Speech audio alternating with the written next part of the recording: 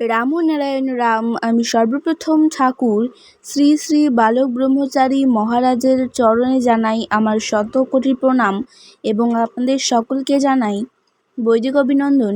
রামনারায়ণ রাম। আজকে আমি শতবর্গ শতবর্ষে বইটি থেকে পাঠ করে শোনাব।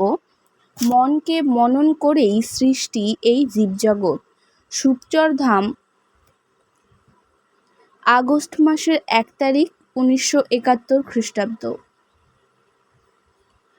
আমাদের দেহের মাঝে মন, আর এই মনকে মনন করেই সব কিছু সৃষ্টি, যন্ত্রের সৃষ্টি।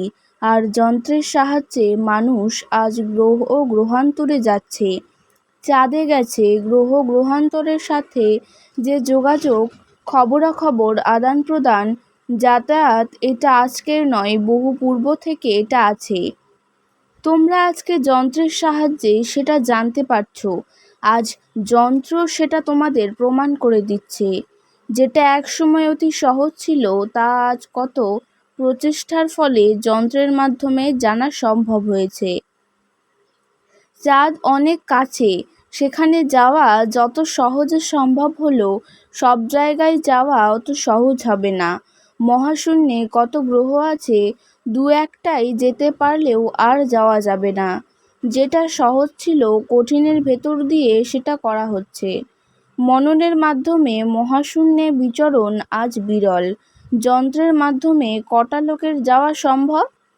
মন্ত্রের সাহায্যে, মননের সাহায্যে দেহ নিয়ে এক জায়গা থেকে আরেক জায়গায়, গ্রহ গ্রহান্তরে যাওয়া আজ খুব কমই দেখা যায়, নেই বললেই চলে। যে পথ দিয়ে আমরা এসেছি সেই পথ দিয়ে আমাদের সহজ গতি থাকবে। আমরা যে রাস্তা ধরে এসেছি সেই রাস্তায় আমাদের যাতায়াত না থাকার তো কোনো কারণ দেখি না। কোনো পথ দিয়ে যদি যাও, আবার সেই পথ দিয়েই ফিরে আসতে পারো। একদিন আমরা এমন অবস্থায় ছিলাম যখন আমাদের মৃত্যু ছিল না, আমরা সূক্ষ্মাতিসূক্ষ্মভাবে ছিলাম। তখনও আমাদের চেতনা ছিল, বুঝ বিবেচনা সবই ছিল, কিন্তু আজ আমরা তা ভুলে গেছি। কেননা ভুলে যাওয়াটাই স্বাভাবিক। মায়ের পেটে একদিন ছিলাম, তাও এখন ভাবতে পারা যায় না, সে সময়ের কথা ভুলে গেছি। পৃথিবীও একদিন এই অবস্থায় ছিল, তখনও আমরা ছিলাম। পৃথিবী একদিন সূর্যে ছিল, সেখানেও আমরা ছিলাম।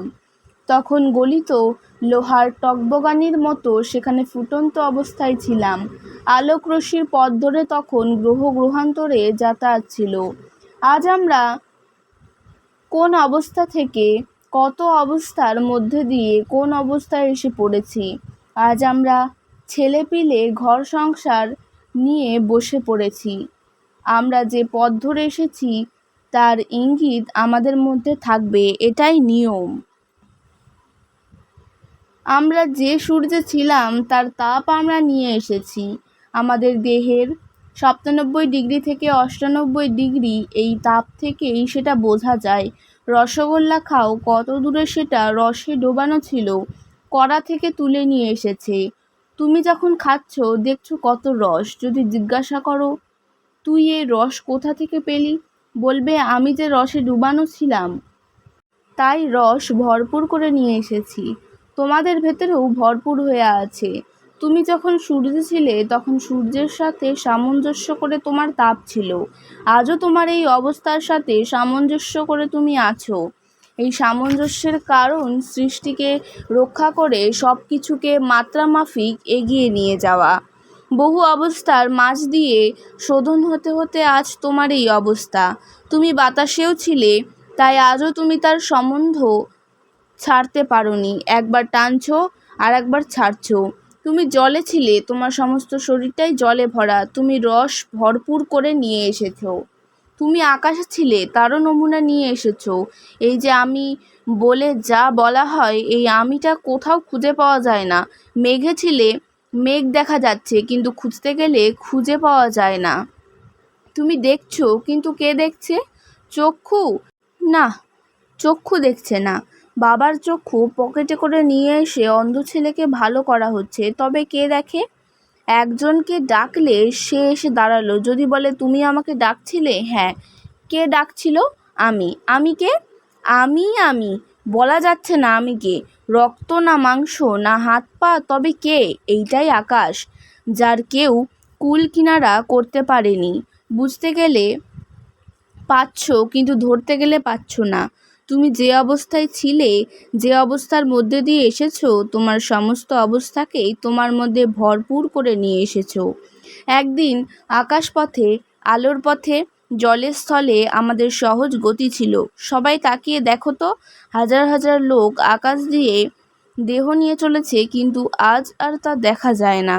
কারণ এই শয়তানের দল, ইয়াহিয়ার দল আমাদের পথ নষ্ট করে দিয়েছে। আজকের তত্ত্ব ও আলোচনা আমি এখানেই শেষ করছি। দেখা হচ্ছে পরের ভিডিওতে। ভালো থাকবেন, সুস্থ থাকবেন। রাম নারায়ণ রাম।